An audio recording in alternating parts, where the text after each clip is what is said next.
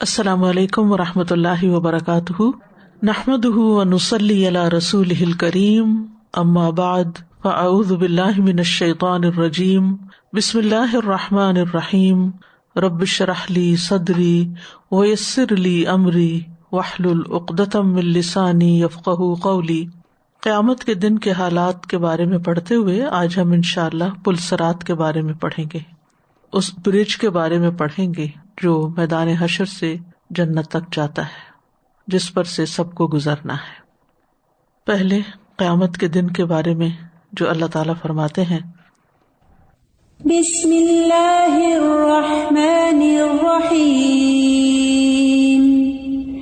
لا اقسم بیوم القیامہ ولا اقسم بالنفس اللوامہ، أيحسب الإنسان أن لن نجمع عظامه بلى قادرين على أن نسوي بنانه بل يريد الإنسان ليفجر أمامه يسأل أيان يوم القيامة فإذا برق البصر وخسف القمر وجمع الشمس والقمر يقول الإنسان يومئذ أين المفر كلا لا وزر إلى ربك يومئذ المستقر۔ نہیں میں قیامت کے دن کی قسم کھاتا ہوں، اور نہیں میں بہت ملامت کرنے والے نفس کی قسم کھاتا ہوں۔ کیا انسان گمان کرتا ہے کہ بے شک ہم کبھی اس کی ہڈیاں اکٹھی نہیں کریں گے؟ کیوں نہیں، ہم انہیں اکٹھا کریں گے، اس حال میں کہ ہم قادر ہیں کہ اس کی انگلیوں کے پورے درست کر کے بنا دیں۔ بلکہ انسان چاہتا ہے کہ اپنے آگے آنے والے دنوں میں بھی نافرمانی کرتا رہے، اور پوچھتا ہے اٹھ کھڑے ہونے کا دن کب ہوگا۔ پھر جب آنکھ پتھرا جائے گی اور چاند گہنا جائے گا اور سورج اور چاند اکٹھے کر دیے جائیں گے، اس دن انسان کہے گا کہ بھاگنے کی جگہ کہاں ہے؟ ہرگز نہیں، پناہ کی کوئی جگہ نہیں، اس دن تیرے رب ہی کی طرف جا ٹھہرنا ہے۔ تو قیامت کے حالات کے بارے میں پڑھتے ہوئے آج ہم اس کے آخری مرحلے کے بارے میں پڑھیں گے، اور وہ ہے پل صراط کا مرحلہ۔ تو یہ آخری مرحلہ ہے، لیکن بہت مشکل مرحلہ ہے۔ لوگوں کے گزرنے کی کیفیت کیا ہوگی؟ سب سے پہلے نبی صلی اللہ علیہ وسلم اور ان کی امت کا گزر ہوگا۔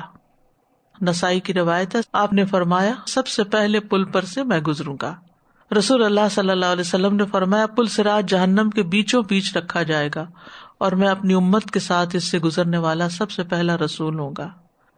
پھر اس کے بعد گزرنے کی اجازت فقراء مہاجرین کو ہوگی۔ ایک یہودی نے سوال کیا رسول اللہ صلی اللہ علیہ وسلم سے کہ لوگوں میں سب سے پہلے اس پل پر سے گزرنے کی اجازت کس کو ہوگی؟ آپ نے فرمایا فقراء مہاجرین کو۔ پھر یہ کہ اعمال کے مطابق رفتار ہوگی، یعنی گزرنے کی جو رفتار ہوگی وہ عمل کے مطابق ہوگی۔ آپ نے فرمایا تم میں سے پہلا آدمی بجلی کی طرح گزر جائے گا۔ بجلی ہو یا لائٹ ہو، اس کی رفتار کتنی تیز ہوتی ہے، جب بجلی کونتی ہے ایک لمحے میں وہاں سے وہاں تک جاتی ہے۔ اس کے بعد وہ لوگ پل صراط سے گزریں گے جو آندھی کی طرح گزر جائیں گے، تیز ہوا۔ اس کے بعد پرندوں کی رفتار سے گزریں گے۔ اس کے بعد آدمیوں کے دوڑنے کی رفتار سے گزریں گے، اور ہر آدمی اپنے اعمال کے مطابق رفتار سے دوڑے گا۔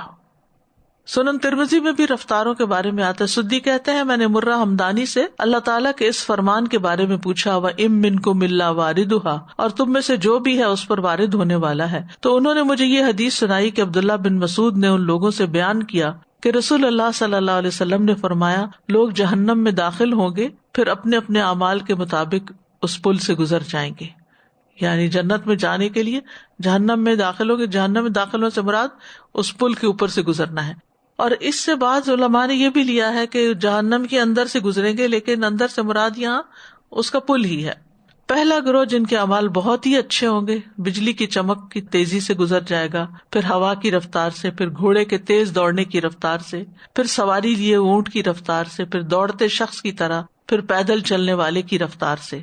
ابن مسعود کی روایت ہے پل صراط تلوار کی تیز دھار کی طرح پھسلانے والا اور ڈھلوانی ہے، لوگ اپنے ایمان کے نور کے حساب سے اس پر سے گزریں گے، کچھ اس پر سے ایسے گزریں گے جیسے ستارہ ٹوٹتا ہے، ٹوٹ کے ایک دم نیچے گرتا نا، اتنی تیزی سے. کچھ اس پر سے آنکھ جھپکنے کی دیر سے گزر جائیں گے، کچھ تیز ہوا کی طرح، کچھ آدمی کے تیز چلنے کی طرح. سب لوگ اپنے اپنے اعمال کے حساب سے گزریں گے. اگر دنیا میں آپ نے نیکیوں میں تیز رفتاری کی، جلدی کی، تو وہاں بھی جلدی ہو جائے گی. اور دنیا میں اگر سستی دکھائی، کوتاہی دکھائی، تو پھر وہاں اسی حساب سے. یہاں تک کہ وہ آدمی جس کا نور اس کے پاؤں کے انگوٹھے پر ہوگا، ایک ہاتھ گرے گا، ایک ہاتھ چمٹا رہ جائے گا، ایک پاؤں گرے گا، ایک پاؤں چمٹا رہے گا، اور اس کے پہلوؤں کو آگ چھو رہی ہوگی. یہ نور ایمان کے مطابق ہوگا، اعمال کے مطابق ہوگا. تو جس کا کم ہوگا اس کا نور صرف ایک پاؤں کے انگوٹھے کے اوپر، یعنی ناخن جتنی جگہ پر ہوگا، اور اس کا حال یہ ہوگا کہ وہ کس طرح مشکل سے گزر رہا ہوگا. تو بالآخر وہ پہنچ جائے گا دوسری طرف، یعنی راستے میں آگ بھی اس کو پہنچے گی. کبھی اس کا پاؤں اٹکے گا، کبھی پہلو اٹکے گا، کبھی ہاتھ کسی کنڈے میں پھنس جائے گا، پھر چھڑائے گا، زخمی ہو جائے گا، پھر ٹوٹتا پڑتا آخر کار انتہائی مشقت کے ساتھ دوسرے کنارے پہ پہنچے گا. پھر اسی طرح بجلی کی طرح جو گزرنے والے کے بارے میں حدیث ہے، رسول اللہ صلی اللہ علیہ وسلم نے فرمایا، تم میں سے پہلا آدمی بجلی کی طرح گزرے گا. میں نے عرض کیا، میرے ماں باپ آپ پہ قربان، وہ کون سی چیز ہے جو بجلی کی طرح گزر جائے گی؟ آپ نے فرمایا، کیا تم نے بجلی کی طرف نہیں دیکھا کہ کس طرح گزرتی ہے اور پلک جھپکنے سے پہلے لوٹ آتی ہے، یعنی ایک چھپک سی ہوتی، فلیش ہوتا ہے. پھر ایک گروہ عمدہ گھوڑوں اور اونٹوں کی طرح گزر جائے گا، اور دعا یہی ہوگی، رب سلم رب سلم. کچھ لوگ گھسٹتے ہوئے اور رینگتے ہوئے چلیں گے، کچھ گھٹنوں کے بل رینگتے ہوئے، جیسے بچے کرال کرتے ہیں نا، گھٹنوں کے بل، ہاتھ بھی اور پاؤں دونوں استعمال ہو رہے ہوں گے. کچھ لوگ صحیح سلامت بچ نکلیں گے. رسول اللہ صلی اللہ علیہ وسلم نے فرمایا، ان میں بعض تو صحیح سلامت، ان کو کوئی تکلیف نہیں ہوگی، کوئی آگ نہیں چھوئے گی، کوئی کانٹا نہیں پکڑے گا، کچھ نہیں، جیسے کلین ان کے اعمال دنیا میں تھے ایسے ہی وہاں فوراً گزر جائیں گے. بعض اس حال میں نجات پائیں گے کہ ان کے اعضاء جہنم کی آگ سے جھلسے ہوئے ہوں گے، یہاں تک کہ ان کے آخری شخص کو گھسیٹ کر لے جایا جائے گا، چل نہیں پائے گا گھسیٹ گھسیٹ کے. کچھ لوگ زخمی ہو کر نکلیں گے لیکن بچ نکلیں گے. رسول اللہ صلی اللہ علیہ وسلم نے فرمایا، لوگ پل صراط عبور کریں گے، پس کچھ لوگ سلامتی کے ساتھ نجات پائیں گے، کچھ زخمی ہو کر بچ نکلیں گے، کچھ کو روک لیا جائے گا اور اوندے منہ جہنم میں پھینک دیا جائے گا. تو یہ کیا، ہر ایک اپنے اعمال کے مطابق امن سے کچھ گزر جائیں گے، کچھ گناہوں کی وجہ سے مصیبت سے گزریں گے، اور کچھ تو جا ہی نہیں سکیں گے جیسے منافقین ہیں. کچھ لوگ عاجز آ جائیں گے. رسول اللہ صلی اللہ علیہ وسلم نے فرمایا، پھر ایک وقت آئے گا کہ بندوں کے اعمال انہیں عاجز کر دیں گے، لوگوں میں چلنے کی طاقت نہیں ہوگی اور نہیں چل سکتے آپ، اور وہ اپنے آپ کو پل صراط سے گھسیٹتے ہوئے گزاریں گے. آپ دیکھیے فاصلہ بھی تو بہت ہوگا نا، فاصلہ زیادہ ہو اور سفر مشکل ہو تو کتنا تکلیف دہ ہو جاتا ہے. پھر یہ ہے کہ گروہ در گروہ لوگ جہنم میں گر رہے ہوں گے، اور یہ منافقین یا ان میں سے ہوں گے جو گناہگار مسلمان ہوں گے، یعنی کلمہ تو پڑھا لیکن دین میں کوئی بدعتیں ایجاد کر لی، یا کوئی کبیرہ گناہوں کا ارتکاب کیا، یا اور غلط کام کیے جس کی وجہ سے پھر وہ اس میں جا گریں گے. رسول اللہ صلی اللہ علیہ وسلم نے فرمایا، صراط قائم کر دیا جائے گا، پل صراط، اور مسلمان اس پر بہترین گھوڑوں اور عمدہ شہ سواروں کی طرح گزر جائیں گے، کہتے جائیں گے سلم سلم، صرف جہنمی رہ جائیں گے، انہیں فوج در فوج پھینکا جائے گا جہنم میں، اور اس سے پوچھا جائے گا کہ کیا تو بھر گئی؟ جس سورۃ قاف میں آتا نا، یوم نقول لجہنم هل امتلأت وتقول هل من مزید، اور وہ کہے گی کیا کچھ اور بھی ہے؟ پھر اس سے پوچھا جائے گا کیا تو بھر گئی؟ وہ کہے گی کیا کچھ اور بھی ہے؟ حتیٰ کہ رحمان اس میں اپنا قدم رکھ دے گا اور جہنم کے حصے سکڑ جائیں گے، اور وہ کہے گی بس بس، یعنی بالکل فل کر دی جائے گی. نجات پانے والے پہلے گروہ کے چہرے 14ویں رات کے چاند کی طرح ہوں گے. رسول اللہ صلی اللہ علیہ وسلم نے فرمایا، نجات پانے والے مسلمانوں کا پہلا گروہ اپنے چہروں میں 14ویں رات کے چاند کی طرح ہوگا. یہ 70,000 لوگ ہوں گے اور ان کا کوئی حساب نہ ہوگا. اللہ ہمیں ان میں شامل کر دے. پھر نجات پانے والے اس ستارے کی مانند ہوں گے جو آسمان میں سب سے زیادہ روشن ہو. پل پار کرنے والے آخری انسان کی شکر گزاری. عبداللہ بن مسعود کہتے ہیں کہ نبی صلی اللہ علیہ وسلم نے فرمایا، سب سے آخر میں جنت میں داخل ہونے والا وہ آدمی ہوگا جو پل صراط پہ چلتے ہوئے کبھی اوندا گر جاتا ہوگا، کبھی چلنے لگتا ہوگا، کبھی آگ کی لپیٹ اسے جھلسا دے گی.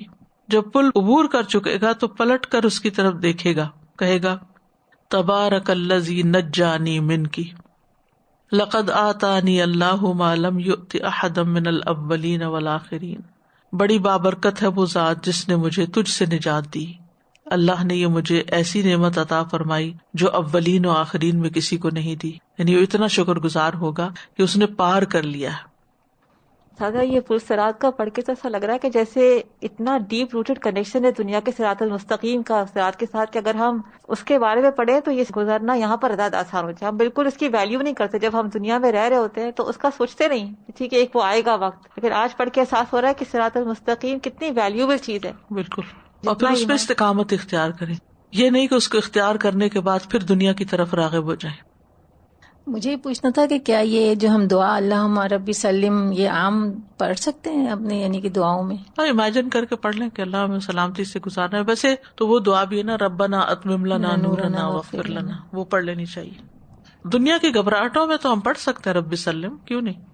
استاذہ جی میں یہ سوچ رہی تھی کہ ابھی جیسے آپ نے کچھ لوگوں کی ڈسکرپشن دی نا کہ ایک پاؤں اوپر ہوگا برج پہ, ایک اتر جائے گا, پھر کبھی پہلوؤں کو آگ چھوری ہوگی, تو تصور میں ایسے ہی لوگ آ رہے تھے جو تھوڑا سا دین کی طرف آتے ہیں, پھر دنیا ٹریک کر لیتی ہے, پھر ادھر چلے جاتے ہیں, پھر تھوڑا سا آگے واپس, پھر ادھر چلے گئے. تو جیسے جو بالکل آپ نے فرمایا, صحیح فرمایا کہ جیسے دنیا میں ہم جس چال سے چل رہے ہیں بالکل وہی آہستہ چال ہے, یہ تیز چال ہے, قدم جما کے اس رستے پہ ہیں یا اس پہ ڈما ڈول ہیں. اور ایک سوال استاذہ جی یہ تھا کہ جیسے آپ نے کہا نا کہ دو چیزیں کھڑی ہوں گی اپنا حق مانگنے, امانت اور صلہ رحمی. تو صلہ رحمی میں تو جیسے بار بار ہوتا ہے کہ اگر کبھی کوتاہی رہ گئی تو اب ہم اس کو کریکٹ کر لیں. تو یہ جو امانت والی بات ہے, جیسے کبھی اللہ نہ کرے نہیں تھا علم اتنا تو وقت میں ہو گئی, جیسے پیڈ ٹائم ہوتا ہے آپ کا, اس میں آپ نہیں کر پاتے, چاہے وہ آپ دینی ادارے سے اٹیچڈ ہیں یا ایون دنیا کے بھی ادارے سے اٹیچڈ ہیں, تو اس کے لیے پھر کیا کفارہ؟ زیادہ سے زیادہ صدقہ کرنا چاہیے انسان کو, کیونکہ صدقہ جو ہے وہ گناہوں کو دھوتا ہے. وہ اعمال کرنے چاہیے کہ جو کفارہ بنتے ہیں, جیسے نماز ہے, نوافل کی کثرت, تو یہ اعمال کفارہ بن جاتے ہیں ایسے گناہوں کا. آپ ہمیں دیں استاذہ دعا. اللہ ہم سب کو پل صراط پر آسانی سے گزارتے, بس تیزی سے آنکھ جھپکنے کی دیر میں.